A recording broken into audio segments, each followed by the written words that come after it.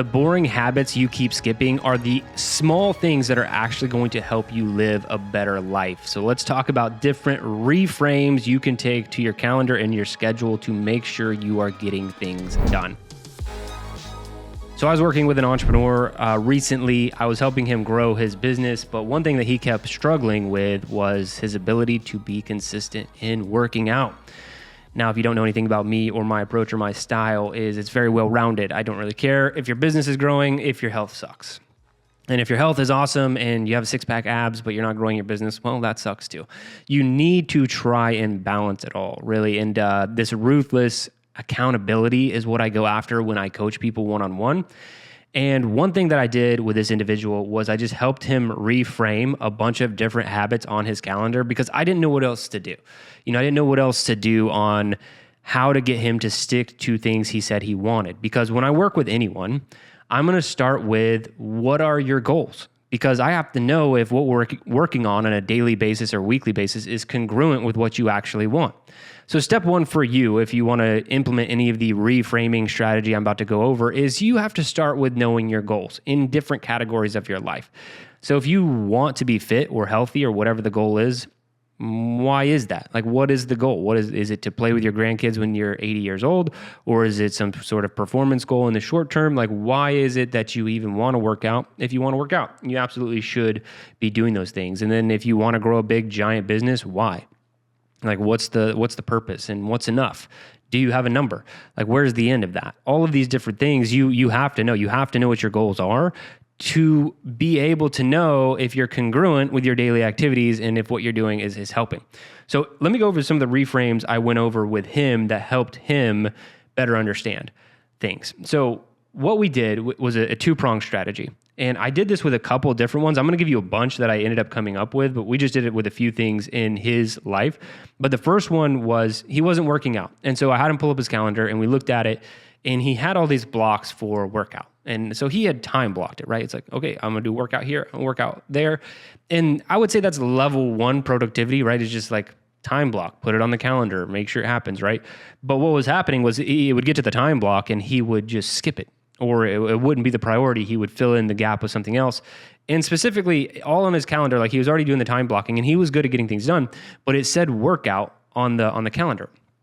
And I was like, all right, man, we need to change something here, because like you're not making the connection. You think you're just skipping a workout today, but what you're doing every time you do that today, you are stealing from the future person you want to be. So if you're not working out today, that might seem like it's okay today, but you do that for 2 or 3 years, and now you're not the person that you want to be, or you're not the person you once were, whatever the case is. So I actually had him change it to something that came off the top of my head. I said, I want you to change everything on your calendar that says workout to life extension modality. Because when we did go over his goals, one of his biggest goals was that the longevity piece was like, I want to be able to play with my grandkids. I would want to be able to be fit and healthy for long term because he has a wife and kids. And so I was like, I want you to label it life extension modality, which is kind of a crazy term, but you get it, right? It's like, you said you want to live longer, you want to be healthy. This is how you do it. So we're going to label it life extension modality. So now every time it comes up on your calendar, you're not skipping Wednesday's workout. You're skipping your life extension modality practice. So that was the first thing we did. Then the second thing that we did was we actually used stars on his calendar, on a rating between 1 and 5 stars. And the rating has to do with how congruent it is with your goal. So his life extension modality or workout, we rated 5 stars. So on the calendar, it would say life extension modality, and then next to it have 5 stars. So it showed him 2 different things whenever he was face to face just by himself looking at his calendar, and he's about to skip a workout, but now he sees, okay, this is my life extension modality practice that I'm about to skip, and it's 5 out of 5 related to who I want to be in the future. So maybe I don't skip it, because other than me being there with him saying, do not skip this in his face, like at his gym, wherever, like, hey, you have to do this, which isn't realistic. Most people don't have coaches who can hold you to that level of accountability every second of the day. But that helped him a ton. And that's ultimately why I'm sharing it, because he was like, yeah, every time I would come up to my calendar and want to skip that specific thing, I wouldn't do it, because he saw the importance. And so all it's doing is a reframe. And so if you can do those two things, start to reframe things, what they actually are, and then also have a star rating between 1 and 5 of how connected is this to your future goals, your future self. And so we came up with plenty more. I came up with some just for examples, reframes that you could do. So in the health department, workout was life extension modality, 5 stars. We labeled sleep as the 24-hour recovery cycle. And I didn't do all these with him. I only did like 3 or 4, somewhere in the family and relationships. But meal prep was the cellular construction project. Just giving these things insane names. Again, that one was 4 stars. Walking the dog was an active longevity insurance practice. Meditation was a stress bankruptcy prevention. So you see how crazy we're getting with the names, and then going over to family and relationship was like spending time with kids was a legacy transfer session, date night, marriage equity growth, family dinner, generational alignment hour, 5 stars.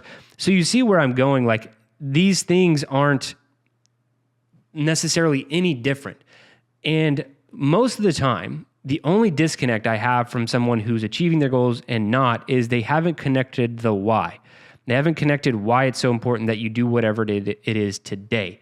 So what I think you should do if you're struggling with this, what I had him do and how I think about things is, what is this practice truly?